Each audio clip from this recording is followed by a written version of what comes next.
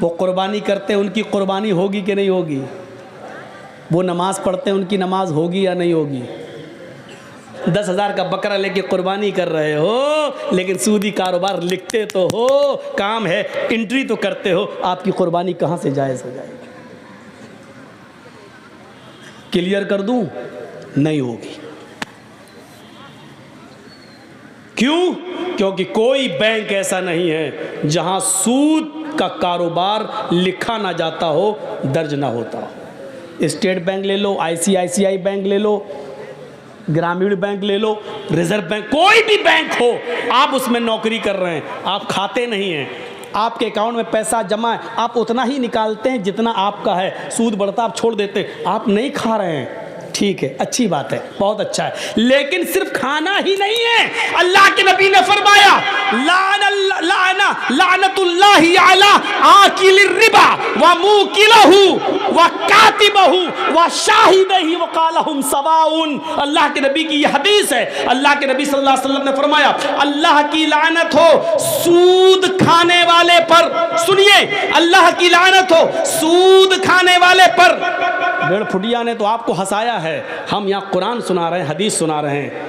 बेचारा रास्ते में हमसे कह रहा था, मौलाना साहब हमको इतना कुरान हदीस नहीं आती है, हम तो भीख मांगा करते थे, 2 रुपए 4 रुपए कोई देते। अल्लाह ने कहा जिसके पास जैसा इल्म है उसने बताया। मेरे भाइयों, यहाँ कुरान है और हदीस है, एक तरफ आयतें हैं, एक तरफ हदीस है। सुनो, लानल्लाहु अला आकिलिर रिबा, अल्लाह के नबी फरमाते हैं अल्लाह की लानत हो सूद खाने वाले पर, व मुकिलहु, सूद खिलाने वाले पर, सूद खाने वाले पर, सूद खिलाने वाले पर, व कातिबहु, सूद लिखने वाले के ऊपर।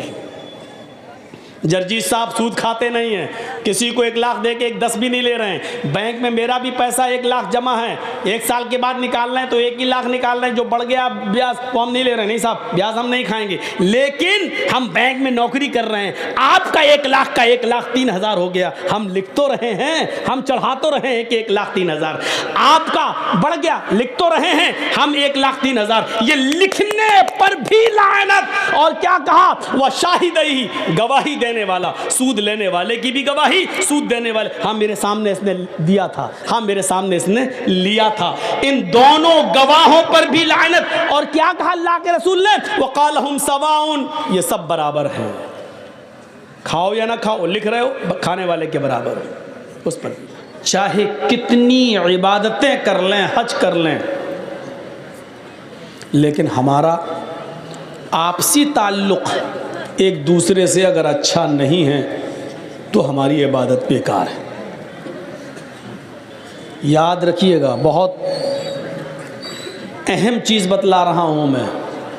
अल्लाह के रसूल सल्लल्लाहु अलैहि वसल्लम से एक सहाबी ने सवाल किया है कि हम जहाँ रहते हैं मेरे पड़ोस में 2 औरतें हैं, एक औरत ऐसी है जो बहुत नमाज पढ़ती है, बहुत रोज़े रखती है, तहज्जुद भी पढ़ती है, उसकी कभी कोई नमाज क़ज़ा नहीं होती है, रोज़े भी रखती है, बहुत इबादत करती है, लेकिन समाज के लोगों के साथ, पड़ोसियों के साथ, गांव वालों के साथ, मोहल्ले वालों के साथ उसका अखलाक अच्छा नहीं है, तौर तरीक़ा अच्छा नहीं है, रहन सहन अच्छा नहीं है, लोग उससे खुश नहीं रहते हैं।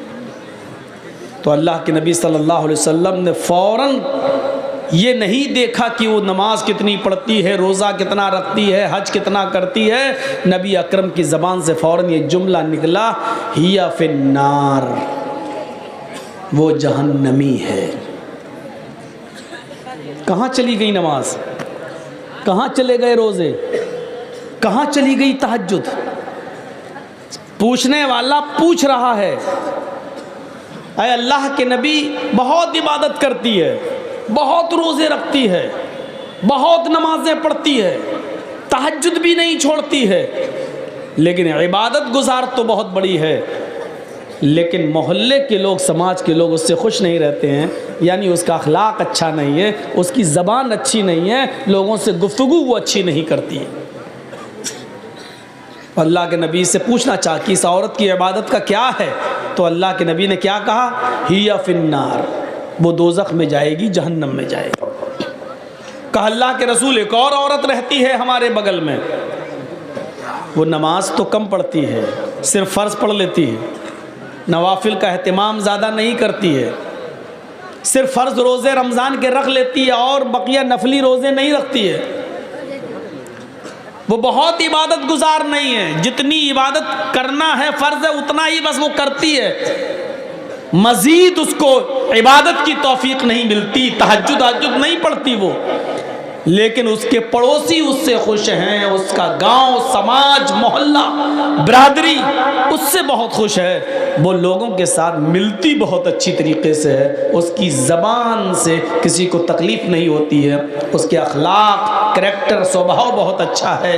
अल्लाह के नबी ने क्या फरमाया, हिया फिल जन्नह, वो जन्नत के अंदर जाएगी। यहाँ से मैं अपनी तकरीर की शुरुआत कर रहा हूँ। तमाम यूट्यूबर मौजूद हैं, रिकॉर्ड हो रही है, और आज की ये तकरीर मेरे अपने भी channel Jarjis Ansari official channel पर भी लाइव चल रही है। जो लोग सुन रहे हैं सुन सकते हैं, देख सकते हैं। तो मैं यहाँ से अपनी तकरीर की शुरुआत करता हूँ। जो लोग अपने जहन में ये बना कर आए हैं कि मौलाना साहब वेदों के मंत्र पढ़ेंगे, गीता और रामायण के श्लोक सुनाएंगे, वो इस जलसे से जा सकते हैं। अगर वो सुनने आए हैं तो उनको खुली इजाज़त है कि वो जाएं। हमें अपनी आखिरत देखना है, पहले हमें अपना मुआशरा देखना है, अपना समाज देखना है। रहा वेदों के मंत्र, तो माफ़ कीजिएगा वो एक ज़िमनी चीज़ है, वो दूसरी चीज़ है। हमारे सामने गैर मुस्लिम बैठे नहीं हैं।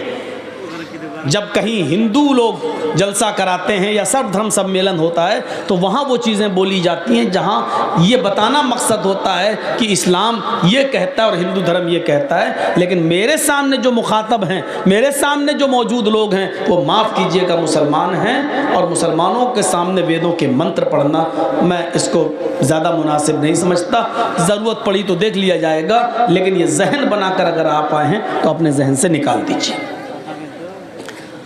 अब आप समझेंगे मेरी तकरीर। बेटा कहाँ जा रहे हो? सामने से उठा बैठी मत कीजिएगा, पेशाब लगे तो यहीं कर लीजिएगा, लेकिन उठा बैठी मत कीजिएगा।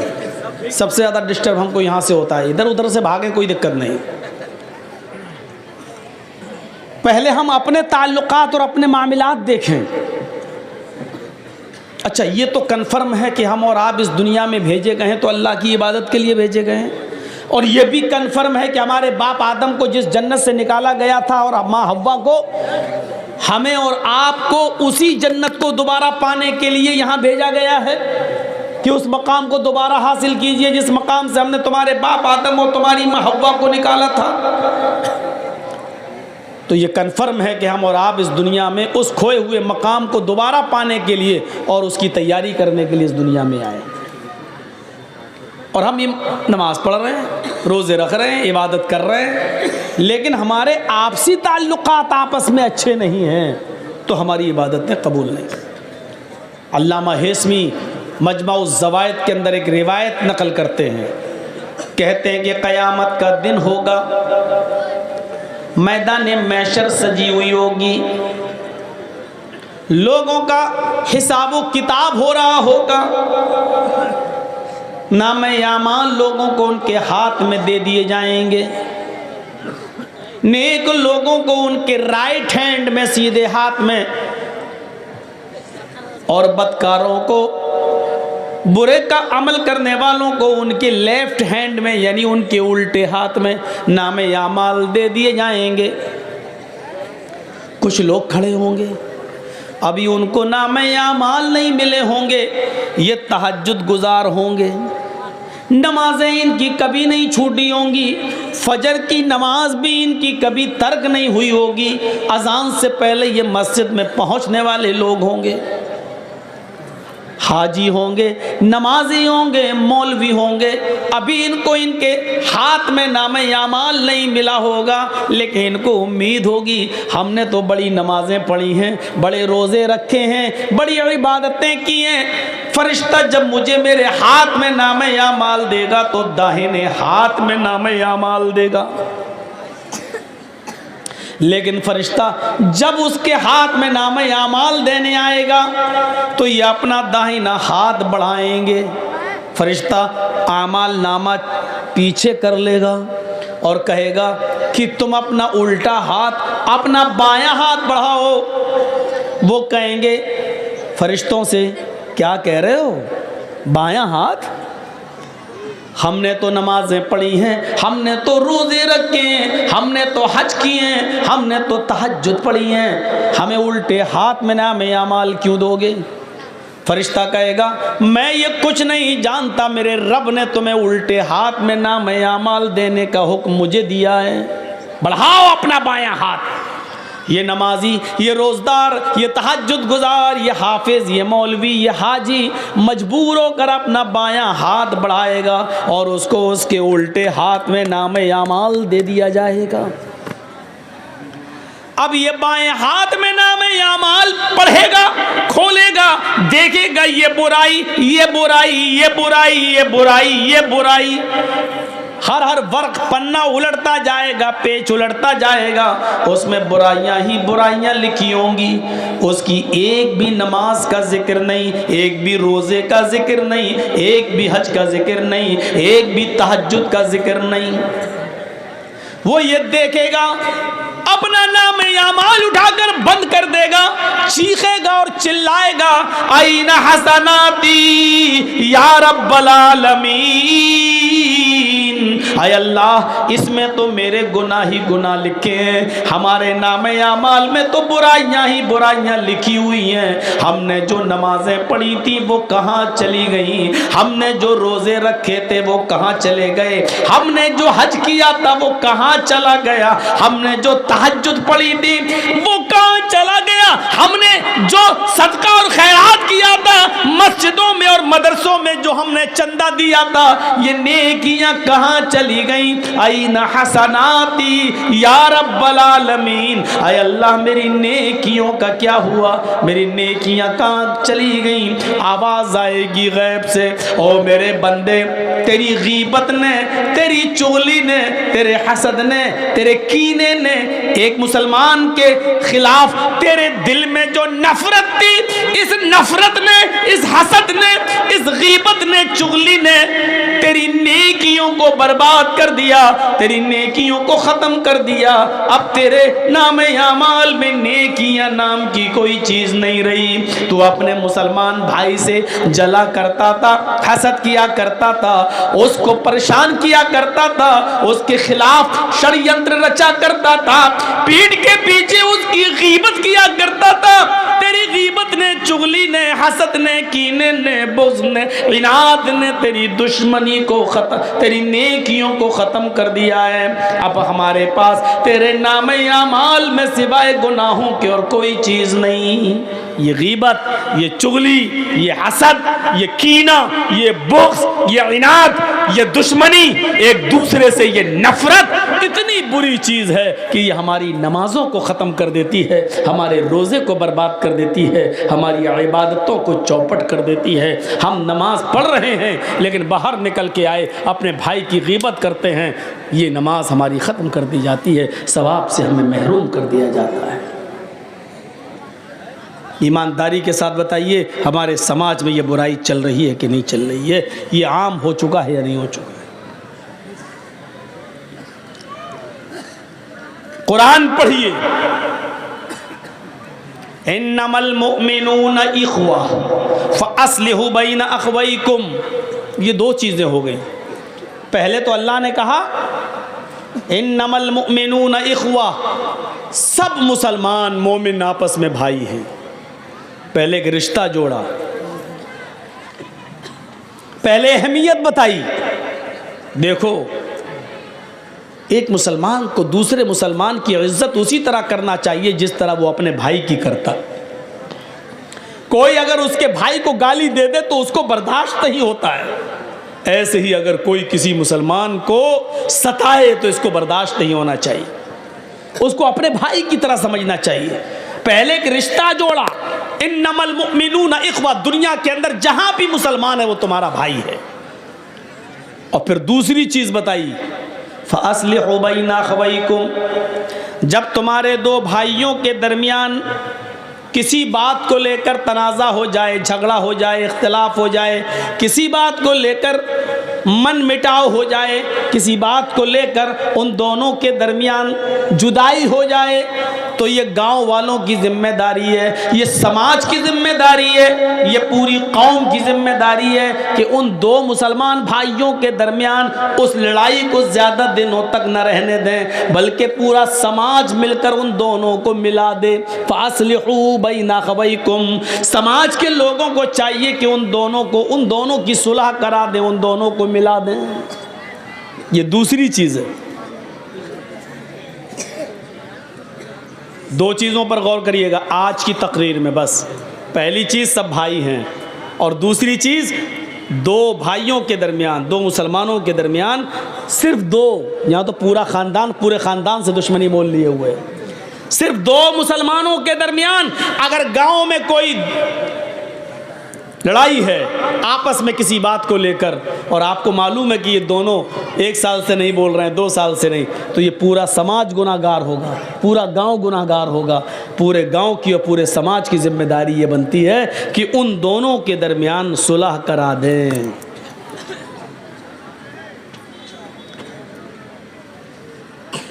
सुलह कराने के लिए एक हुक्म और दिया है। झूठ कितनी बुरी चीज़ है। कोई अगर अपने मुंह से झूठ बोलता है तो अल्लाह के नबी सल्लल्लाहु अलैहि वसल्लम ने फरमाया कि जब कोई बंदा झूठ बोलता है तो उसके मुंह से इतनी गंदी बदबू निकलती है कि उसकी बदबू से फरिश्ता 1 मील दूर भाग जाता है। यहाँ से आप अंदाज़ा लगा सकते हैं कि झूठ कितनी बुरी चीज़ है। एक हदीस में आता है कि अल्लाह के नबी से किसी सहाबी ने पूछा, अरे अल्लाह के रसूल, क्या मोमिन बुज़दिल हो सकता है? अल्लाह के नबी ने कहा हाँ, हो सकता है। दूसरा सवाल किया, अरे अल्लाह के नबी, क्या मोमिन बखील हो सकता है, कंजूस? आपने कहा हाँ, हो सकता है उसने पैसा ज़्यादा कमा लिया हो और अल्लाह की राह में ज़्यादा खर्च ना करे, कंजूस हो सकता है, बखील हो सकता है, मालो दौलत की मोहब्बत उसके दिल में आ सकती है, हो सकता है। देखो भाई, जिसको निकलना हो जल्दी निकल जाओ, अभी मैं इजाज़त दे रहा हूँ, अभी निकल जाओ, चलो। तो छोटा सा देखिए, अभी वहाँ जाके क्या करेगा, इसकी तो शादी भी नहीं हुई है।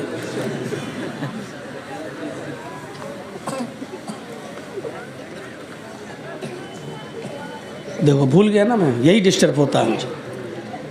तो मैं अर्ज ये कर रहा था कि वो झूठ कितना बुरा है कि अल्लाह के नबी ने कहा कि हाँ, मोमिन बखील भी हो सकता है, मालो दौलत की मोहब्बत उसको आ सकती है, बुज़दिल भी हो सकता है, बखील भी हो सकता है। फिर पूछने वाले ने पूछा, हाय अल्लाह के रसूल, क्या मोमिन झूठा भी हो सकता है, क्या झूठ भी बोल सकता है? तो अल्लाह के रसूल ने क्लियर कर दिया, फरमाया वल्लाहि अल मोमिन ला यकज़िब, अल्लाह की कसम झूठ बोलता हो वो मोमिन हो ही नहीं सकता।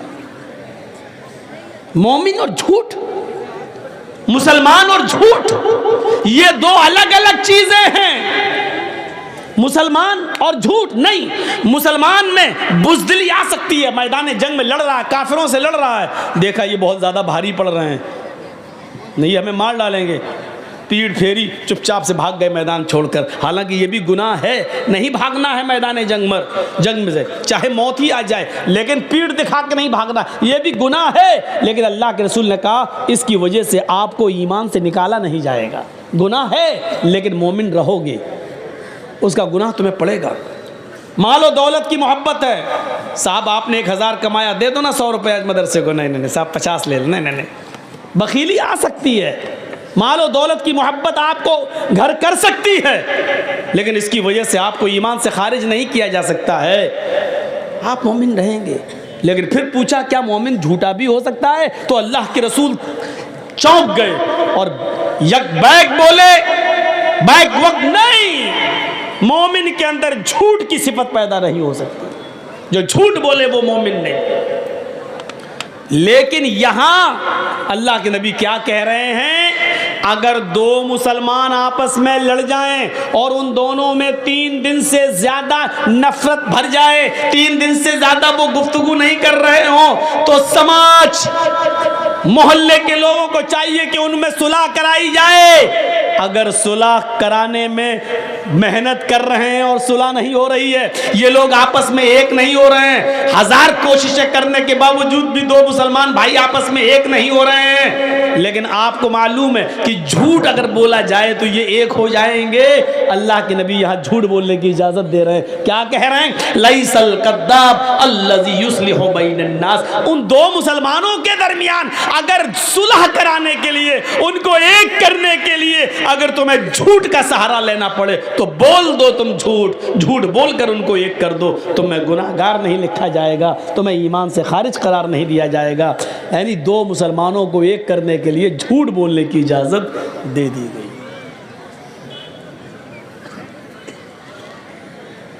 इसी तरीके से अगर किसी की बीवी नाराज हो और मन न रही हो तो शौहर अपनी बीवी को मनाने के लिए भी झूठ बोल सकता है, लेकिन इतना बड़ा झूठ मत बोलना कि पकड़ जाए। हाय इतनी मोहब्बत करता हूँ, तुम कहो तो चांद तोड़ के लाएं। अबे 1 मील तो ऊपर जा नहीं सकता तो 2,40,000 मील की ऊंचाई पे जाके चांद तोड़ के लाएगा। तो इतना बड़ा भी झूठ मत बोलना कि बीवी को यकीन ही ना आए। हल्का फुल्का झूठ जिससे वो मान जाए शौहर बोल सकता है, इजाज़त है, इसके अलावा और कहीं नहीं। तो मेरे भाइयों, आप अंदाजा लगाइए कि एक मुसलमान का दूसरे मुसलमान के साथ क्या मामला है कि अगर झूठ बोलकर भी उन दोनों को एक किया जा सकता है तो कर दो। इससे अंदाजा लगा सकते हैं कि झूठ जो इतना बुरा हो कि बोलने वाले के मुंह की बदबू से फरिश्ते 1 मील दूर भाग जाते हो, और यहां इजाजत दे रहे हैं अल्लाह के रसूल, अगर उन दोनों को एक करने के लिए झूठ का सहारा लेना पड़ रहा तो ले लो। इन्नमल मुमिनूना इख्वा, सारे मुसलमान आपस में भाई भाई हैं। भाई का मतलब जानते हो? ट्रेन में आप सफ़र करिए, कितनी जल्दी दोस्ती हो जाती है। जर्जी साहब दिल्ली से बैठे कलकत्ता आ रहे हैं, ट्रेन में बैठे हुए हैं, मेरी सीट इधर है, मेरी सीट के सामने एक और मुसलमान भाई बैठा। एक मिसाल दे रहा हूँ, पूछना नहीं कब का वाक़या है, एक मिसाल दे रहा हूँ। सामने एक और मुसलमान भाई बैठा हुआ है, हम उसको नहीं जानते, वो हमें नहीं जानता। मैंने उसको देखा, लग रहा मुसलमान, उसने हमको देखा, हाँ ये भी मुसलमान। सलाम वालेकुम वालेकुम। अच्छा माशाल्लाह। कहाँ जा रहे हो? कलकत्ता। कोलकाता। अच्छा, मैंने पूछा अच्छा भाई आप कहाँ जा रहे हैं? कोलकाता। मैं भी वही जा रहा हूँ, कलकत्ता। थोड़ी और हमदर्दी बढ़ गई। अच्छा आपका नाम क्या है? जी जी जी मेरा नाम मोहम्मद असलम। आपका नाम क्या है? मेरा नाम मोहम्मद जर्जीस। माशाल्लाह। और थोड़ी कुर्बत बढ़ गई। धीरे धीरे धीरे धीरे उसी ट्रेन में, अभी 24 घंटे का सफ़र है, 2-4 घंटे में ही इतनी मोहब्बत बढ़ गई कि आप चाय ख़रीद रहे हैं तो एक नहीं 2, एक मुझे पिला रहे हैं, एक आप। मैं कोई चीज़ ख़रीद रहा हूँ तो आपको दे रहा हूँ, एक आप एक मैं। थोड़ी और कुर्बत बढ़ी। अच्छा कहाँ जाओगे? कोलकाता में मडिया बुरुज। आप कहाँ जाएंगे? अरे साहब मैं भी वहीं जा रहा हूँ। लीजिए, और कुर्बत बढ़ गई। अब ये कुर्बत इतनी बढ़ गई कि मैं किसी स्टेशन पर पानी भरने के लिए उतरता हूँ तो वो आदमी मेरे सामान की देखरेख कर रहा है, क्योंकि ये हमारा भाई है, सफ़र का साथी है। वो किसी स्टेशन पे उतरता है तो हम उसका सामान देख रहे हैं। आप इतना भरोसा हो गया, जब मैं उतरता हूँ तो उससे कहता हूँ मेरा सामान देखना, जब वो उतरता है तो मुझसे कह देता भाई साहब मैं उतर रहा हूँ, मेरा सामान देखना। अब उसकी न सिर्फ जान बल्कि उसके माल की हिफाजत की जिम्मेदारी भी एक दूसरे के ऊपर आयद हो जाती। 15-16 घंटे 20 घंटे के सफ़र में सिर्फ जान पहचान की बुनियाद इतनी सख्त हो जाती है कि आप उसकी जान के भी मुहाफिज हो जाते हैं। अगर कोई उसको छेड़े तो आप उसके लिए लड़ने लगते हैं, आपको कोई गाली दे तो वो आपका साथ देने लगता है। जब आप स्टेशन पे उतरते हैं तो आपके सामान की हिफाजत मैं करता हूं, मैं उतरता हूं तो आप मेरे सामान की हिफाजत करते हैं। 15, 16, 20 घंटे के सफर में जब तुम दोनों एक दूसरे की जान और एक दूसरे के माल के मुहाफिज बन गए, अल्लाह के नबी कहते हैं ये दुनिया भी एक सफर है, हम सब इस दुनिया में एक मुसाफिर की हैसियत से आए हुए हैं, इस दुनिया में हम सब सफर कर रहे हैं। ओ लोगों, चंद घंटों की मुलाकात में जब तुम एक दूसरे की जान के और माल के मुहाफिज रक्षक हो गए हो तो जिंदगी के सफर में भी एक इंसान का, एक मुसलमान का की जान और एक मुसलमान का माल दूसरे मुसलमान के ऊपर हराम है। अल्लाह के रसूल ने हज्जतुल विदा के मौके पर जो खुतबा दिया था, उस खुतबे में आपने यही जुमले कहे थे, इन्ना दिमाअकुम व अमवालकुम हरामुन अलैकुम का हुर्मत यौमिकुम हाजा फी बलदिकुम हाजा फी शहरिकुम हाजा। ये अल्लाह के नबी ने फरमाया, ओ लोगो, तुम्हारे खून और तुम्हारा माल एक दूसरे के ऊपर हराम है, तुम एक दूसरे को कत्ल न करो, एक दूसरे का माल नाजायज तरीके से न खाओ। ये अल्लाह के रसूल ने अपने आखिरी खुतबे के अंदर इन जुमलों को कहा था। कुरान भी हमें हुक्म दे रहा है, या अय्युहल्लज़ीना आमनू ला ताकुलू अम्वालकुम बैनकुम बिल बातिल। ऐ ईमानो वालो, ऐ मुसलमानों, तुम आपस में एक दूसरे का माल नाजायज तरीके से मत खाओ। नाजायज तरीके से माल खाना समझते हो क्या है? जर्जी साहब मोबाइल के मैकेनिक हैं, मैं मोबाइल संभालता हूँ, आप मुसलमान हैं, आप हमारे पास आए, साहब मौलाना साहब, जर्जी साहब मेरा मोबाइल ख़राब हो गया, ज़रा देख लीजिए। थोड़ा चेक किया, देख लिया इसमें क्या कमी है। 100 रुपये का काम है, बस एक चीज़ लाई जाएगी, 100 रुपये में पड़ जाएगी। अब 100 की जगह हम 150 ले लें, कोई बात नहीं, लेकिन मैंने उसको बता दिया, साहब इसमें तो बहुत कमी है, इसकी तो पूरा टच ख़राब हो गया है, इसमें तो ये कमी है, 800 रुपये लगेंगे भाई। 800 भाई, देख लीजिए यार, हम गरीब आदमी हैं, होते नहीं साहब इसमें इतनी कमियां हैं, इसमें इतनी प्रॉब्लम है, ये पड़ेगा, वो पड़ेगा, लोकल नहीं डालते हम, ओरिजिनल डालते हैं, ये करते हैं, वो करते हैं, और बात होते होते 500 रुपये पे मामला टिक गया। आपको मालूम है 100 रुपये की चीज़ पड़ना है, और आपने उसको 800 से तय करते करते 500 पे मामले को डन कर दिया। सुनो, मोबाइल संभाल कर उसको दे दिया और 500 रुपए ले लिया।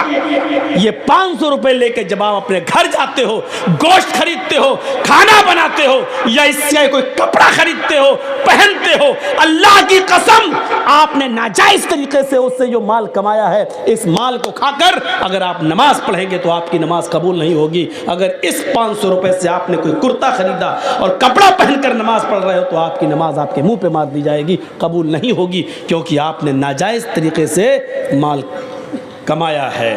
100 रुपए की जगह पर आपने 500 लिया है, और कसम खा के कहा, अल्लाह की कसम 50 रुपए बच रहे हैं साहब। कुरान यही हमें हुक्म दे रहा है। क्या करोगे वेदों के मंत्र सुनकर? अपने मुआशरे के अंदर, समाज के अंदर अपनी जिंदगी को पहले पाक साफ करो। या अय्युहल्लज़ीना आमनू ला ताकुलू अम्वालकुम बैनकुम बिल बातिल। ऐ ईमान वालो, तुम आपस में एक दूसरे का माल नाजायज तरीके से मत खाओ। हम मुसलमान हैं, मुसलमान का ही माल खा रहे हैं नाजायज तरीके से, हम उसी के लिए कुआं खोद रहे हैं। पता नहीं शाम तक कस्टमर आया कि नहीं आया, इसी को बलि का बकरा बनाओ और पूरे दिन की कमाई इसी से हासिल कर लो। अब आप कहोगे मौलाना हमने तो तय कर लिया, चोरी थोड़ी की है, उसको बोल दिया 500 लगेंगे, उसने कह दिया ठीक है। हम लोगों ने तो तय किया है। हाँ, आपने तय किया है, लेकिन आपने ये भी तो कहा कि 800 लगेंगे, इसमें ये पड़ेगा, वो पड़ेगा।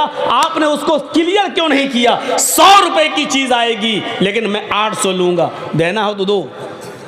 आप क्लियर कीजिए साहब, ऐसे बोल देंगे तो कौन आदमी हमसे सही कराएगा? तो आप 100 की जगह 150 ले लीजिए, आप मेहनत कर रहे हैं, लेकिन 100 की जगह आप 500 लेंगे।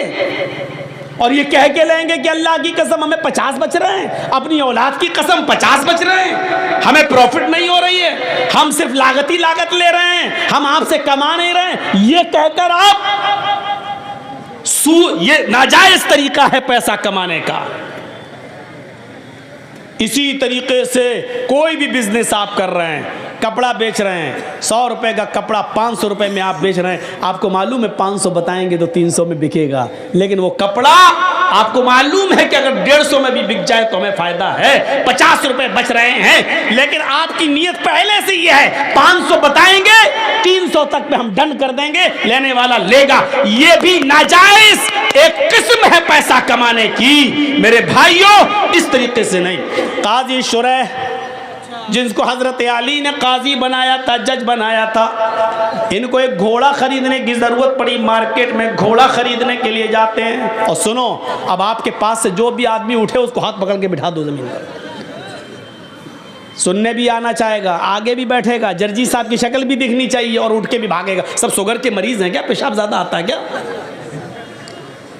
ये देखो ये देखो ये देखो, जितना समझाया उतना ही और।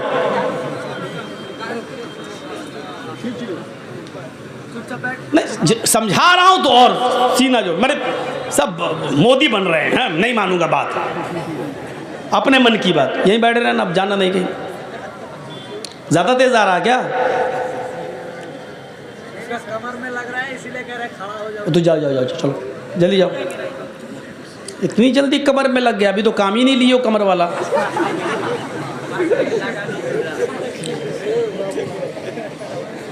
तो मेरे भाइयों सुनिए, ये भी एक किस्म है नाजायज माल की।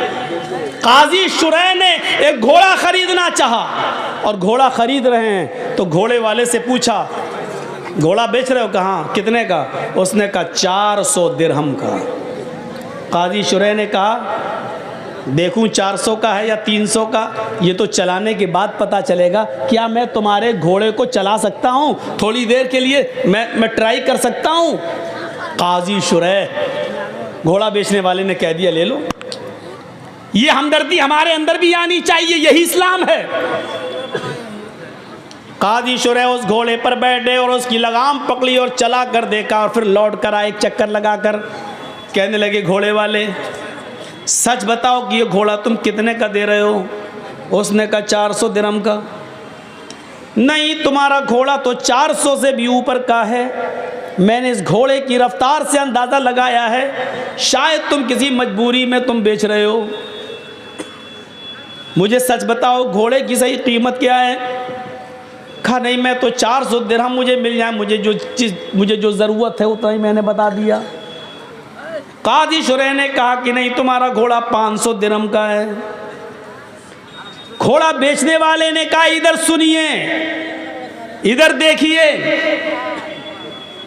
यतीमों की और गरीबों की और मजबूरों की जमीन कम पैसों में खरीदने वालों, जानते हो कि 2 लाख रुपए की उसकी जमीन है, लेकिन उसकी माँ बीमार है, उसकी बेटी बीमार है, उसको ज़मीन बेचकर अपनी बेटी का इलाज कराना है, इसलिए मजबूरी में वो 1.5 लाख की देगा।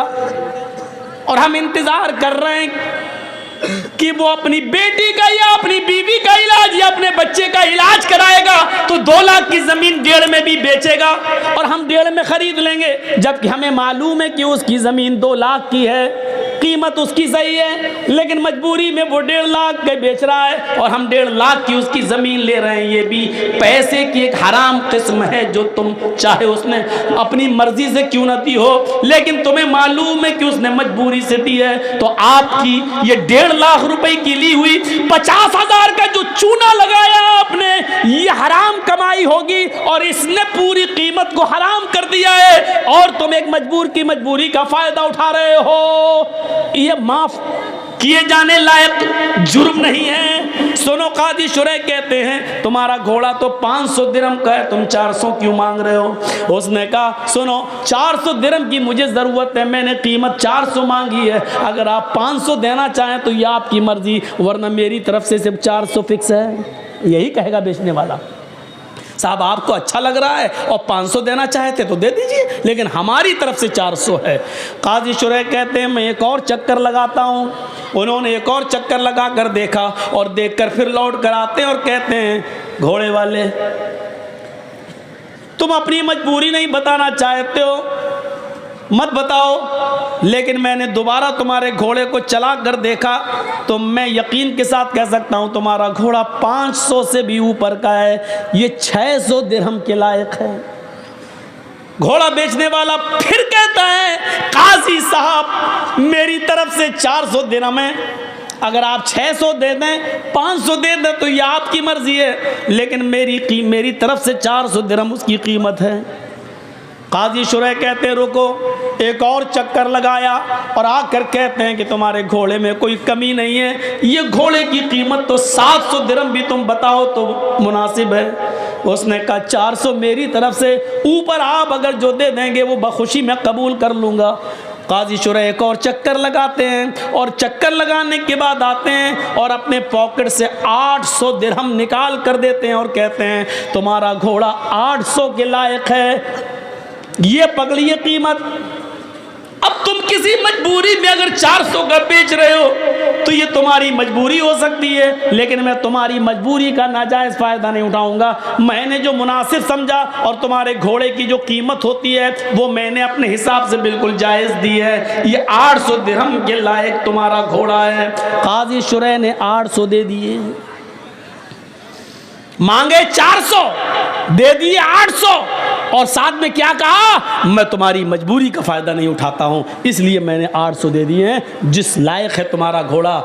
आए बबुला बोना के लोगों, अहमदाबाद वालों, कटियार के लोगों, कभी तुमने किसी मजबूर की मजबूरी को समझते हुए कभी 2 लाख की ज़मीन को 2.25 लाख भी देने की कोशिश की है?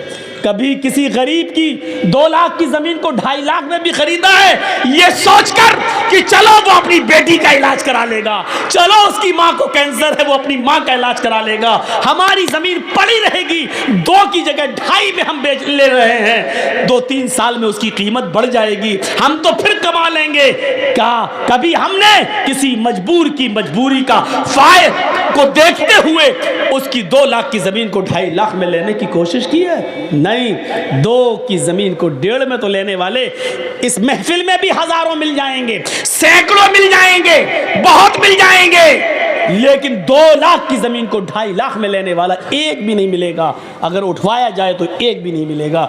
मेरे भाइयों, इस्लाम ये कहता है किसी की मजबूरी का नाजायज़ फ़ायदा न उठाओ। ये एक मुसलमान का दूसरे मुसलमान के साथ ये हमदर्दी होनी चाहिए। चोरी, डकैती, ये सारी चीजें हराम माल की किस्म है। इसी तरीके से किसी मुसलमान को सूद पर रुपया देना,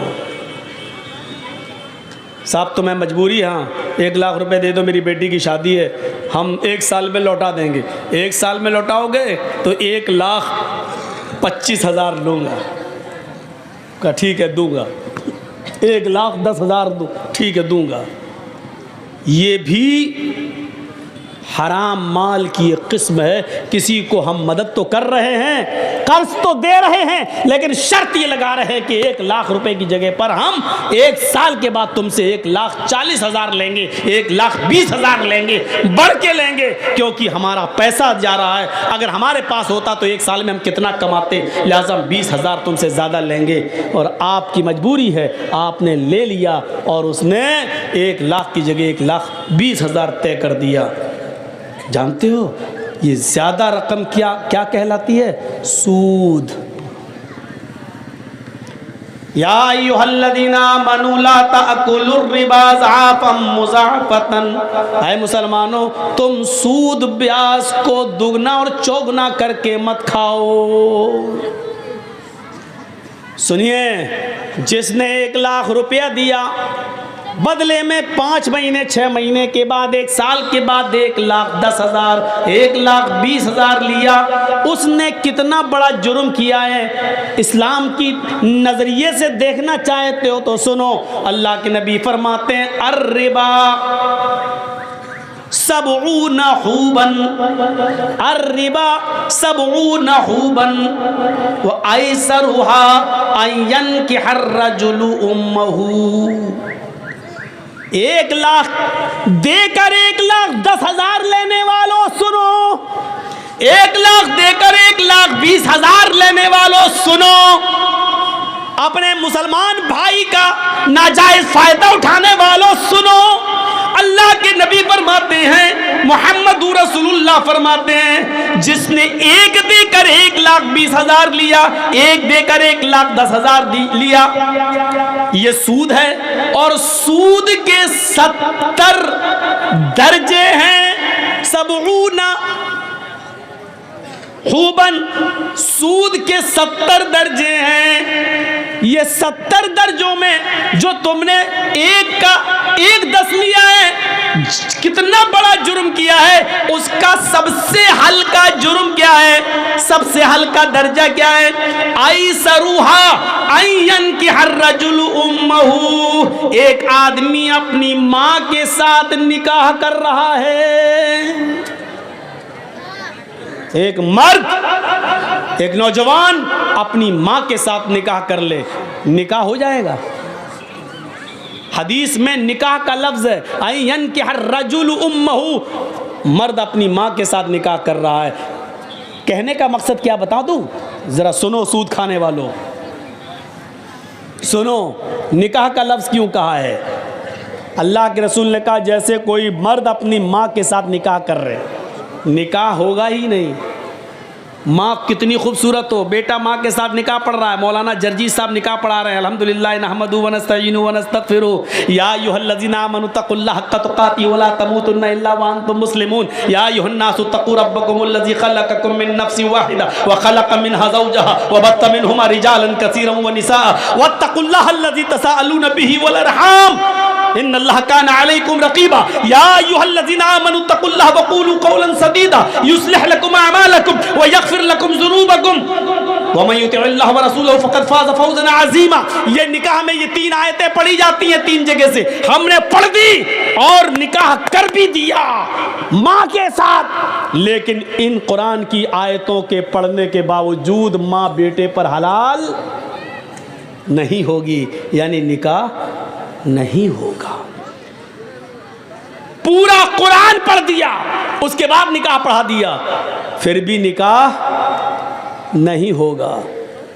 जिस तरीके से अल्लाह के नबी के बताने का मकसद क्या है, जिस तरीके से पूरा कुरान पढ़कर, बल्कि हजारों बार कुरान पढ़कर, लाखों मर्तबा कुरान पढ़कर भी अगर तुम निकाह करना चाहो माँ के साथ, तब भी माँ हलाल नहीं होगी। उसी तरीके से जितना मुश्किल एक लड़के के लिए उसकी माँ का हलाल होना मुमकिन नहीं है, उसी तरीके से किसी मुसलमान के लिए, किसी मुसलमान की मजबूरी का फ़ायदा उठाकर उससे 10,000 रुपये ज़्यादा लेकर सूद खाना भी हलाल नहीं है। जिस तरह माँ हलाल नहीं हो सकती है, उसी तरीके से सूद भी हलाल नहीं हो सकता है, चाहे उस सूद पर 10 लाख मरतबा कुरान क्यों ना पढ़ लिया जाए।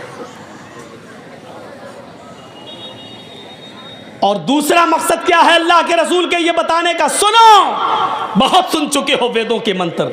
आज हमारी तकरीर और तकरीरों से हटकर है, आज हमारा प्रोग्राम और प्रोग्रामों से बिल्कुल हटकर है। आज हमारा टारगेट सिर्फ आप हैं, हम हैं, हमारा समाज है, हमारा मुआशरा है। क्या हुआ भैया, आपके भी कमर में दर्द हो रहा है?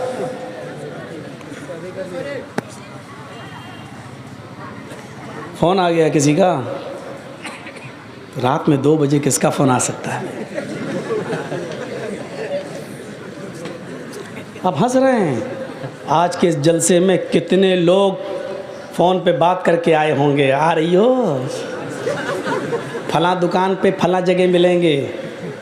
क्योंकि आज के दिन लड़कियों को माँ बाप इजाज़त दे देते हैं, जा रही जलसे में, ठीक है, जाओ, अच्छे काम के लिए जाए। बाप बेचारा खुश है जलसे में, जाके देखो, मुआयना करके देखो, ऐसा लगेगा जैसे एक कुतिया के पीछे 10-10 कुत्ते लगे हों। घूम के देखो, मुआयना करके देखो। ये मिसाल मैं हर जगह दे रहा हूँ, कल भी दी थी, परसों भी दी, आज भी दे रहा हूँ, और इसको कल भी दूंगा। जहाँ जहाँ देखूंगा हालात वहाँ दूंगा। हालात है ये, जलसों में जब लड़के और लड़कियों का ये हाल हो तो और क्या। दूसरा नजरिया देखिए, पहली बात, जिस तरह माँ के साथ चाहे कितनी मर्तबा निकाह किया जाए माँ हलाल नहीं हो सकती, उसी तरह सूद भी हलाल नहीं हो सकता। दूसरा मकसद, दूसरा बताने का मकसद क्या अल्लाह के रसूल का, जिस तरह कोई लड़का अपनी माँ के साथ निकाह करके अपनी माँ को रख ले और माँ को के साथ हम बिस्तरी करे तो पूरा समाज उसको कितनी बुरी नजर से देखता है कि देखो अपनी माँ को रखे हुए हैं, देखो अपनी माँ के साथ शादी कर ली। समाज इसको बर्दाश्त नहीं करेगा कि कोई शख्स अपनी माँ के साथ निकाह करके अपनी माँ को अपनी बीवी बना कर रखे। तो समाज जिस तरह इस आदमी से नफरत करता है कि जो अपनी माँ को रखे हुए हो, इसी तरह समाज और गांव को चाहिए, मुआशरे को चाहिए कि सूद खाने वाले को इसी नफरत की नज़र से देखे, इससे भी बुरी नज़र से देखे, क्योंकि ये तो सबसे हल्का दर्जा है। 69 दर्जे इससे भी ऊपर हैं सूद के और ब्याज खाने वाले के, ये तो हल्का दर्जा है। 70 दर्जे हैं, ये हल्का है, तो इससे 70 गुना ज्यादा बुरा उस आदमी को समझा जाए जो सूद खाता है। अब सोचो, सूद खाने वाले का हमारे मुआशरे में सोशल बाइकाट होना चाहिए। ना इसकी लड़की लेना चाहिए, ना इसको लड़की देना चाहिए, न इसकी शादी में बैठना चाहिए, ना इसको शादी में बुलाना चाहिए, ना इसके खुशी में शामिल होना चाहिए, ना इसके मौत मिट्टी में शामिल होना चाहिए। इसका सोशल बाइकाट होना चाहिए। इसका बाइकाट नहीं हो रहा है, इसको आज रोजगार समझा जा रहा है, ये तो रोजी रोटी कमाने का जरिया है, वो कर रहा है वो धंधा। अभी इस गाँव का कोई लड़का किसी लड़की को लेके भाग जाए, 2 दिन बाद पंचायत बैठ जाएगी समाज की, है कैसे भागा, उस लड़की की जिंदगी बर्बाद हो गई है, चलो या तो 2 लाख जुर्माना दो या उस लड़की के साथ निकाह करो। अभी पंचायत बैठ जाएगी, सजा मुतय्यन कर दी जाएगी उसकी, या तो शादी करो उस लड़की के साथ क्योंकि तू लेके भागा है, या फिर तू 2 लाख रुपए जुर्माना दे क्योंकि लड़की की जिंदगी बर्बाद हो गई। अब उससे कौन शादी करेगा? ये पंचायत फैसला करेगी, ये गांव का समाज फैसला करेगा। गांव के समाजियों, गांव की पंचायत में बैठने वालों, एक शख्स जब नमाज छोड़ता है तो उसकी पंचायत क्यों नहीं बैठती है? एक शख्स सूद खा रहा है, आपके गांव में 1 लाख देता और 1,25,000 लेता है, उसके खिलाफ आप पंचायत क्यों नहीं बिठाते हैं, एक्शन क्यों नहीं लेते हैं? ये आदमी तो इतना बुरा है, सूद खाने वाला, इतना बुरा तो वो शख्स भी नहीं है जो अपनी मां के साथ जिना कर रहा है। जब उससे भी गंदा सूद खाने वाला है तो आप ऐसे आदमी को समाज में बर्दाश्त कैसे कर रहे हैं और आपके समाज में यह आदमी रह कैसे रहा है? मत कहो मौलाना गांव का मुखिया ही ऐसा है। अरे हो, मुखिया हो, सरपंच हो, एमएलए हो, एमपी हो, मौलवी जर्जीस के जूते की बूट के नीचे नहीं समझता कुरान और हदीस के आगे कोई अहमियत नहीं है इनकी। जर्जीस भी सूद खाएगा तो उसकी हदीस उसके ऊपर भी लागू होगी। कुरान और हदीस किसी को नहीं छोड़ता है। साहब मुअज़्ज़ज़ आदमी हैं, ऐसा मत बोलिए। मैं किसी का नाम थोड़ी ले रहा हूं, मैं किसी का नाम नहीं ले रहा हूं, जो भी इसमें इन्वॉल्व है बुरा है।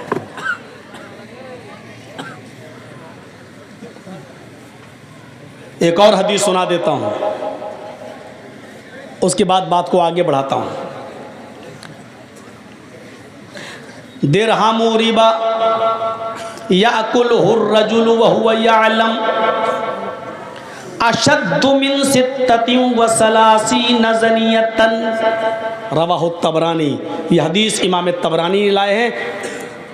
इस हदीस को अल्लामा अलबानी ने सही करार दिया है, अपनी सिलसिलतुल अहदीस सहिया के अंदर इस हदीस को सही करार दिया है। सुनिए इस हदीस का तर्जुमा। आए हाय हाय, सुन लो, माथा पटको और सूद खाने वाले अपनी औकात देखें, कितना गिरा दिया है उनको अल्लाह के नबी ने। 25,000 तो बहुत हो गया, 1 लाख देकर 1,25,000 लेना, 1,00,000 देकर 1,10,000 लेना, ये तो बहुत हो गया। या दिरहमुर रिबा, भैया आगे वाले बोले नहीं, बात ना करें, आप जा सकते हैं, आपको इजाज़त दे रहा हूँ मैं, लेकिन गुफ्तगू नहीं। सुनिए, मैंने पहले ही कह दिया, आज की तकरीर और तकरीरों से हटकर है, समाज के अंदर ये चीज़ आनी चाहिए। दिरहमुर रिबा, 1 दिरहम खाना, दिरहमुर रिबा, सूद का, ब्याज का 1 दिरहम, 1 रुपया मान लो। सऊदीया में दिरहम इस वक्त जो दुबई का दिरहम है वो 18-20 रुपए में चल रहा है। यही बहरीन के दिरहम का हाल है। सऊदी में तो रियाल चलता है, दिरहम तो है नहीं। तो जहाँ दिरहम चल रहा है 20 रुपए से ज़्यादा कीमत नहीं, चलो 20 रुपए मान लो। दिरहमुर रिबा, 1 दिरहम जिसने खाया वह हुआ यालम, और वो जानता है कि ये सूद है, यानी 100 रुपये दिए और 1 महीने के बाद कहा नहीं अब 120 दो, तो 1 दिरहम हो गया। 20 रुपये का 1 दिरहम मान लो। इसका ये मतलब नहीं कि 20 से नीचे वाला जायज़ है, 1 रुपया ही सूद का क्यों ना हो वो भी हराम है। और सुनिए, जिसने 1 दिरहम खाया जानता है कि ये सूद का है, खा लिया, जुर्म कितना बड़ा है मालूम है? अशद्दु मिन सित्ततिन व सलासीना ज़नियतन, सित्ता 6, सलासीना 30, 6 और 30 जोड़िए, 6 + 6 + 30 कितना हुआ? 36 ज़नियतन, जिना, गोया कि उसने 36 मरतबा जिना किया। 1 रुपया जिसने सूद का खाया जानते हुए कि ये सूद है, ये 1 दिरहम 36 मरतबा जिना से भी ज़्यादा सख्त है। 36 मरतबा जिना करना आसान है, लेकिन सूद का 1 दिरहम 36 मरतबा जिना करने से भी संगीन जुर्म है। क्या रह गया? समाज में कोई लड़का किसी लड़की के साथ एक बार जिना कर ले और पकड़ा जाए तो समाज में नाक कट जाती है, वो लड़की बैठी रहती है, कहीं उसका निकाह नहीं होता है, अरे वो फलां के साथ, अरे गलत काम हो चुका है। सोचो 36 मरतबा, और इसको भी कहा कि ये आसान है, सूद का 1 रुपया 36 मरतबा भी जिना से ज़्यादा सख्त है। क्या गुजर रही होगी आज की मेरी तकरीर उन लोगों के ऊपर जो सूद खाते हैं, अल्लाह की कसम एक एक लफ्ज़ उनके ऊपर हथौड़ा बन के बरस रहा होगा। इसीलिए कहते मंत्र सुना, मंत्रों में ये सब आता नहीं है ना, ये सुनना पड़ेगा तुम्हें नहीं, तुम्हारे बाप को भी सुनना पड़ेगा। जब तक मैं इस कुर्सी पर हूँ सुनना पड़ेगा, बाद में हमें सुना देना जितनी गालियाँ देना हो, क्योंकि ये पावर मुझे मुहम्मदुर रसूलुल्लाह की तरफ से मिला है। जब तक मैं इस कुर्सी पे हूँ सुनना पड़ेगा। ये है सूद और ब्याज की हैसियत, हकीकत नहीं। अब आपका एक सवाल होगा कि मौलाना साहब बैंकों में हम जो पैसा रखते हैं, अब सोचिए, एक और मसला हल कर दूं। जो लोग बैंक में नौकरी करते हैं, अब उनके बारे में पूछो कि मौलाना साहब वो नमाज़ पढ़ते हैं, उनकी नमाज होगी या नहीं होगी? वो कुर्बानी करते हैं, उनकी कुर्बानी होगी कि नहीं होगी? क्लियर कर दूं, नहीं होगी। क्यों? क्योंकि कोई बैंक ऐसा नहीं है जहां सूद का कारोबार लिखा ना जाता हो, दर्ज ना होता हो। स्टेट बैंक ले लो, ICICI बैंक ले लो, ग्रामीण बैंक ले लो, रिजर्व बैंक, कोई भी बैंक हो, आप उसमें नौकरी कर रहे हैं, आप खाते नहीं हैं, आपके अकाउंट में पैसा जमा है, आप उतना ही निकालते हैं जितना आपका है, सूद बढ़ता आप छोड़ देते, आप नहीं खा रहे हैं, ठीक है, अच्छी बात है, बहुत अच्छा है। लेकिन सिर्फ खाना ही नहीं है, अल्लाह के नबी ने फरमाया लानतुल्लाहि अला आकिलिर रिबा व मुकिलहु व कातिबहु व शाहिदही व कालहुम सवाउन। अल्लाह के नबी की यह हदीस है। अल्लाह के नबी सल्लल्लाहु अलैहि वसल्लम ने फरमाया, अल्लाह की लानत हो सूद खाने वाले पर। सुनिए, अल्लाह की लानत हो सूद खाने वाले पर। डेढ़ फुटिया ने तो आपको हंसाया है, हम यहाँ कुरान सुना रहे हैं, हदीस सुना रहे हैं। बेचारा रास्ते में हमसे कह रहा था, मौलाना साहब हमको इतना कुरान हदीस नहीं आती है, हम तो भीख मांगा करते थे, 2 रुपए 4 रुपए कोई देते। अल्लाह ने कहा जिसके पास जैसा इल्म है उसने बताया। मेरे भाइयों, या कुरान है और हदीस है, एक तरफ आयतें हैं एक तरफ हदीस है। सुनो, लानल्लाहु अला आकिलिर रिबा, अल्लाह के नबी फरमाते हैं अल्लाह की लानत हो सूद खाने वाले पर, व मुकिलहु, सूद खिलाने वाले पर, सूद खाने वाले पर, सूद खिलाने वाले पर, व कातिबहु, सूद लिखने वाले के ऊपर। जर्जी साहब सूद खाते नहीं हैं, किसी को 1 लाख दे के 10 भी नहीं ले रहे हैं। बैंक में मेरा भी पैसा 1 लाख जमा है, 1 साल के बाद निकालना है तो 1 ही लाख निकालना है, जो बढ़ गया ब्याज वो हम नहीं ले रहे। नहीं साहब, ब्याज हम नहीं खाएंगे, लेकिन हम बैंक में नौकरी कर रहे हैं। आपका 1 लाख का 1,03,000 हो गया, हम लिख तो रहे हैं, हम चढ़ा तो रहे हैं कि 1,03,000, आपका बढ़ गया, लिख तो रहे हैं हम 1,03,000। ये लिखने पर भी लानत। और क्या कहा, वह शाहिदई, गवाही देने वाला, सूद लेने वाले की भी गवाही, सूद देने वाले, हाँ मेरे सामने इसने दिया था, हाँ मेरे सामने इसने लिया था, इन दोनों गवाहों पर भी लानत। और क्या कहा अल्लाह के रसूल ने, वक़ालहुम सवाउन, ये सब बराबर हैं, खाओ या ना खाओ, लिख रहे हो खाने वाले के बराबर हो, उस पर भी लानत। अब ये बताइए कि आप बैंक से अपना ही 1 लाख रुपए निकाल के लाए हो, 10,000 का बकरा लेके कुर्बानी कर रहे हो, लेकिन सूदी कारोबार लिखते तो हो, काम है, एंट्री तो करते हो, आपकी कुर्बानी कहां से जायज हो जाएगी? आप नहीं खा रहे, लिखते हैं, खाने वाले के बराबर हैं। कभी झगड़ा हो गया, आपने कहा नहीं साहब इनका 1 लाख रुपए जमा था और इंटरेस्ट बढ़ते हुए आज 1,05,000 हो गया, आप गवाही दे रहे हैं, आपने गवाही दी, खाया नहीं है लेकिन गवाही दी, आप बराबर हो गए खाने वाले के। सूद का मामला देख रहे हैं कितना पेचीदा है, सूद का मंजर देख रहे हैं आप, ये भी एक नाजायज तरीका है माल खाने का। या अय्युहल्लज़ीना आमनू ला ताकुलू अम्वालकुम बैनकुम बिल बातिल, ईमानो वालो तुम एक दूसरे के माल को नाजायज तरीके से, बातिल तरीके से मत खाओ। मदद करना सीखो, ताउन करना सीखो।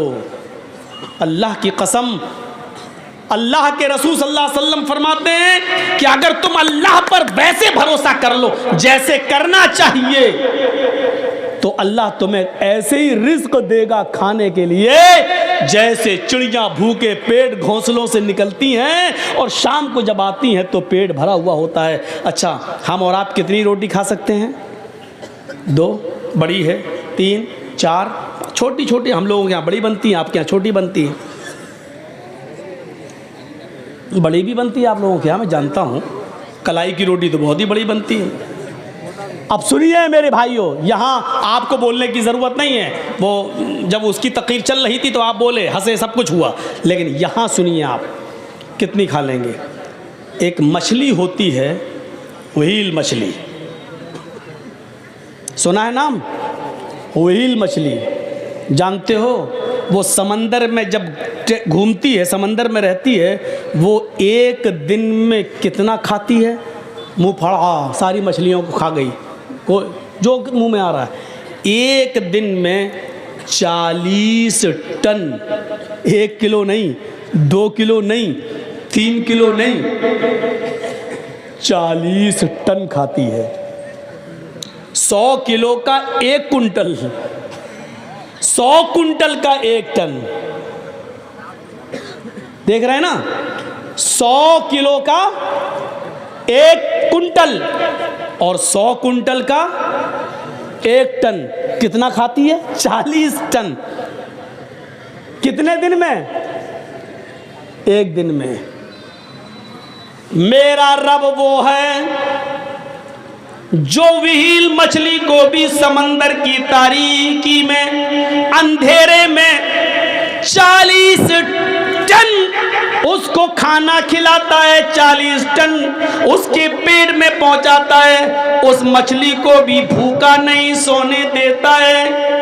आए 2 रोटी, 3 रोटी, 5 रोटी के लिए सूद खाने वालों, चोरी करने वालों, डकैती डालने वालों, तुम्हें अपने रब के ऊपर भरोसा क्यों नहीं है? मेरा रब तो 40 टन 40 टन, 100 टन का 100 किलो का 100 कुंटल का 1 टन, 40 टन मछली को, व्हील मछली को खिलाता है। मेरा रब तो उसको भी भूखा नहीं सुलाता है। तुझे अपने रब के ऊपर भरोसा क्यों नहीं रहा है? तू अपने भाई की मजबूरी का फायदा क्यों उठा रहा है? तू उसको 1 लाख देकर 1,10,000 क्यों ले रहा है? तू उससे 100 रुपए की जगह पर 500 रुपए क्यों ले रहा है? तू कैसा मुसलमान है? तुझे अपने रब के ऊपर भरोसा क्यों नहीं रहा? तुझे अपने रब की, अपने अल्लाह की जात के ऊपर तवक्कुल क्यों नहीं रहा? तो तवक्कुल कर, भरोसा कर। मेरा रब जब उस मछली को भूखा नहीं सोने देता है, तू तो अशरफुल मखलूकात है, तू तो अफजल है, तू तो सबसे बेहतर है, तू तो नमाज पढ़ने वाला और रोजा रखने वाला है, तू अपने रब को अच्छी तरीके से जानता है, तू मुसलमान भी है, ला इलाहा इल्लल्लाह पढ़ता भी है, तू नमाज का भी पाबंद है, फिर तुझे अपने रब के ऊपर भरोसा क्यों नहीं है? तू अपने रब के ऊपर भरोसा कर।